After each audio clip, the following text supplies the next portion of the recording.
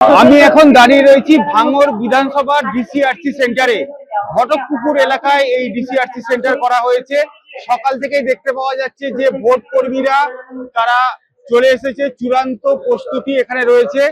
Vote কর্মীরা vote গ্রহণ কেন্দ্রে যাওয়ার আগে যে ভোট ইভিএম সহ অন্যান্য যন্ত্রাংশ নিয়ে যাওয়ার সমস্ত প্রস্তুতি এখানে রয়েছে। ভোট কর্মীরা কিছুক্ষণ আগেই এই ডিসিআরসি সেন্টারে এসে পৌঁছেছে। তারা তাদের ভোট কেন্দ্রে যাওয়ার আগে ভোট নেওয়ার যে সমস্ত সামগ্রী রয়েছে তারা নেওয়ার জন্য এখানে কিন্তু চলে এসেছে। এখানে ভাঙড় বিধানসভায় মোট 304টি বুথ রয়েছে। ভোট কর্মী 1216টি ভোট কর্মী এখানে রয়েছে।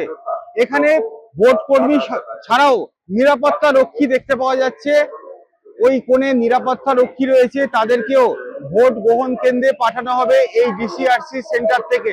সব মিলিয়ে ভাঙড়ে ভোট গ্রহণের যে চূড়ান্ত প্রস্তুতি সেটা দেখতে পাওয়া যাচ্ছে এই ডিসিআরসি সেন্টারে।